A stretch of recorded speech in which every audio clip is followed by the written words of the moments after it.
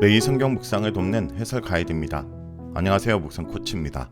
함께 읽고 나눌 말씀은 열왕기하 15장 1절에서 22절까지 말씀입니다.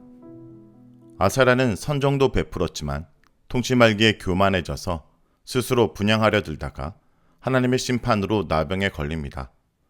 북이스라엘 멸망이 약 30년 이내로 가까워지는 가운데 스가랴는 선조를 따라 악을 행했고 6개월 만에 살룸에게 암살당합니다. 이로써 하나님이 예고하신 대로 예후 왕조가 4대 만에 끝납니다.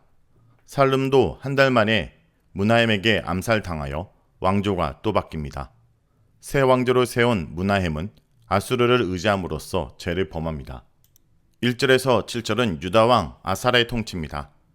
1절에서 2절은 유다왕 아사랴의 등극 공식으로 그는 아버지의 뒤를 이어 16세 왕이 됩니다. 그는 예루살렘에서 50년을 다스리는데 이스라엘 역사상 가장 오랫동안 왕이 있었습니다. 아사랴의 통치 기간이 긴 것은 아버지와 아들과 공동으로 통치한 기간이 포함되었기 때문으로 해석됩니다. 11개 왕들의 연대기는 정확하게 밝히기 어렵기 때문에 학자들마다 조금 견해가 다릅니다. 아사랴의 평가는 아마샤와 동일한데 여호와 보시기에 정직하였지만 산당을 제거하지 않아 백성들이 그 산당에서 분향하게 만들었다는 것입니다. 아사랴의 가장 기억할 만한 사건은 여호와께서 그를 치셔서 나병에 걸리게 하신 것입니다. 하나님의 징계를 받게 된 원인을 열왕기에는 생략하지만 역대기에선 그가 마음이 교만해져 성전에 들어가 직접 향단에 분향하려고 했기 때문이라고 말합니다. 또한 역대기에 따르면 아사랴가 암몬을 쳐서 조공을 바치게 하였고 나라의 영토를 넓혔으며 예루살렘 성에 망대를 세우고 경고하게 하는 등 많은 업적을 세웠지만 바로 그런 번성과 성취 때문에 그가 교만해졌다고 설명합니다. 하지만 열왕기는 업적이나 자세한 사항보다는 그가 하나님 보기에 선했는지 악했는지에 대한 평가 자체에 집중하고 있기 때문에 50년 동안 이룬 업적과 사건들은 모두 생략하고 있습니다. 아사랴는 나병으로 레기에 따르면 부정하다 평가되어 다른 곳에 홀로 격리되었습니다. 하나님 앞에 교만하게 얼굴을 들던 아사랴는 사람들 앞에서도 얼굴을 들지 못하는 철저히 낮아진 상태가 된 것입니다. 그리고 7절에서 바로 아사랴의 죽음에 대해 보고하고 있습니다. 그는 무사히 다윗성에 있는 조상의 묘실에 안장되고 그의 아들 요담이 왕위를 계승합니다. 8절에서 12절은 이스라엘 왕 스가랴의 통치입니다. 여기서부터 이스라엘 왕국에서 계속 반란이 일어나 왕들이 짧은 시간에 계속해서 바뀌게 됩니다. 하나님께서 예후에게 약속하신 4대가 지나자 북이스라엘은 반란의 소용돌이에 휩쓸리고 왕국은 혼돈에 빠집니다. 이것은 북이스라엘의 왕과 왕가가 유지될 수 있는 것은 하나님의 은혜라는 것을 분명하게 보여줍니다. 유다왕 아사랴의 통치 38년에 여로보암 2세가 마침내 죽고 그의 아들 스가랴가 왕이 됩니다. 그런데 그의 통치 기간은 6개월밖에 되지 않습니다. 스가랴 왕도 이전의 선조들과 같이 여호와 보시기에 악을 행했습니다. 스가랴의 경우는 그의 조상들의 행위대로라는 문구가 추가되었는데 이것은 그동안 예후 가문이 계속해서 여호와 보시기에 악을 행했으며 이제 그 결과 예후 왕조는 망하고 이스라엘도 망하게 되었다는 것을 강조하기 위해서입니다. 하나님의 오래 참으심이 점점 임계점에 이르고 있다는 것을 뜻합니다. 스가랴가 통치한 지 6개월 정도 되었을 때 야베스 아들 살룸이 반역하였고 살룸은 백성 앞에서 스가랴를 공격하여 죽이고 대신 왕이 됩니다. 스가랴의 업적은 1절 언급되지 않고 있으며 다만 그가 왕이 되었고 또 때가 되어 죽었다는 언급이 전부입니다. 열왕기 저자는 이 반역 사건으로 예후 가문의 4명의 후손이 이스라엘 왕위에 있으리라는 예언이 그대로 성취된 것이라고 말하는데 이것은 열왕기 저자의 사상을 보여주는 표현으로 하나님의 예언은 반드시 이루어진다는 것을 강조하고 있습니다. 13절에서 16절은 이스라엘 왕 살룸의 통치입니다. 이 단락은 살룸 왕의 통치에 대한 단락으로 유다 왕 우시야 제39년에 야베스의 아들 살룸이 사마리아에서 왕이 되었지만 그는 겨우 한 달을 통치하는 데 그칩니다. 북이스라엘에서 가장 짧은 기간 왕위에 있었던 사람은 시므리인데 그는 단 7일간 통치하였습니다. 살룸이 반역하여 왕이 된 지 한 달 만에 가디의 아들 무나헴이 디르사로부터 사마리아 왕궁으로 쳐들어와서 살룸을 죽이고 왕이 됩니다.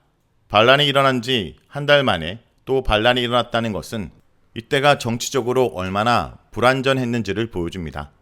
하지만 한 달밖에 안 다스린 살룸도 다른 왕들과 동일한 등급 공식과 죽음 공식을 갖는 것을 보면 그 역시 왕으로 인정받고 있다는 것을 알 수 있습니다. 16절은 무나임이 반역을 일으켰을 때의 상황을 설명하고 있습니다. 무나임은 딥사를 점령할 때 문을 열고 자신을 환영하지 않는다는 이유로 딥사 성과 그곳에 있는 모든 사람과 그 성에 속한 모든 지역을 다 공격하고 죽였으며 심지어 그곳에 있던 인산부의 배를 갈라 죽였습니다. 그는 자신을 반대한 딥사를 완전히 파괴하고 그곳 사람들의 씨를 말린 것입니다. 이것은 무나임이 얼마나 잔인한 인물인지를 보여줍니다. 무나임의 이름의 뜻은 위로자인데 이름과는 정반대로 잔인한 살인자로 행동하였습니다. 17절에서 22절은 이스라엘 왕 무나임의 통치입니다. 잔인한 반란으로 왕이 된 무나임은 사마리아에서 10년간 다스렸습니다. 반란이 성공하여 10년간은 안정적 통치를 하였지만 그 역시 여호와 보시기에 악을 행하였고 여로보암 죄에서 평생 떠나지 않았다는 평가를 받습니다. 계속해서 이스라엘은 여로보암의 죄가 쌓이고 있었습니다.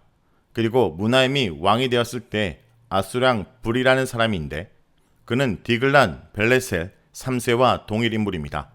아수르는 디글랏 벨레셀 3세 때부터 강성해지기 시작했고 이스라엘을 위협하기 시작했습니다. 결국 무나임은 아수르가 쳐들어오자 은 1000달란트를 곡물로 바치고 이스라엘의 귀족들과 부자들에게서 강제로 은을 빼앗아 한 명당 은 50세겔을 주고 아수르의 용병을 데리고 옵니다. 그는 곡물을 바치고 용병을 사옴으로 왕권을 유지하고 영토를 유지하려고 하였습니다. 그 시도는 성공하였고 아수르는 이스라엘에서 떠납니다. 아수르의 기록에 따르면 아수르는 사마리아 무나임으로부터 한 차례 이상 조공을 받았다 말합니다. 무나임이 돈으로 아수르의 한심을 사고 아수르의 용병으로 왕권을 강화하려고 한 것은 그가 여호와를 의지하지 않고 주변 강대국을 의지하려 한 것입니다. 무나임은 이스라엘의 왕권은 여호와께서 주시고 거두시는 것이며 이스라엘의 운명도 여호와의 손에 달려있다는 것을 잊은 것입니다. 이로써 무나임은 왕권을 유지했지만 이스라엘 힘은 점점 약해져 갔습니다. 이러한 상황에서 무나임이 죽고 그의 아들 부가히야가 왕위에 오르지만 얼마 되지 않아 다시 반란이 일어납니다. 이렇게 이스라엘은 점점 불안정한 상태가 되어 갔지만 그들은 여호와께 돌아오거나 부르짖지 않고 주변 강대국을 의지하며 점점 하나님과 멀어지고 있었습니다. 오늘 본문에서 이스라엘 왕 무나임은 딥사의 주민들에게는 아이벤 부녀를 가를 만큼 잔인했지만 큰 부자들의 돈을 강탈하여 이스라엘 침공한 아수르 왕 불에게 주어 돌려보낸 사람입니다. 평생 여로보암의 죄에서 떠나지 않는 왕이 생존을 위해 취할 수 있는 길은 약자를 가혹하게 괴롭히고 착취하여 강자에게 비굴해지는 것밖에 없었을 것입니다.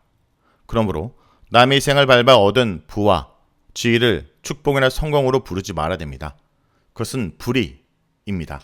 그러므로 오늘 하루도 세상적으로 성공하기 위해 불의를 행하는 자가 아니라 손해를 보고 희생을 당하더라도 주님의 말씀에 순종하여 공의를 행하는 자가 되길 원합니다. 말씀을 놓고 기도하겠습니다. 주님이 아닌 다른 것을 의지한 왕들의 허무한 최후들을 바라봅니다. 그들의 어리석은 인생을 따라가지 않게 하여 주옵소서. 오직 주님만을 왕으로 모시는 자가 되게 하여 주옵소서. 예수님 이름으로 기도합니다. 아멘.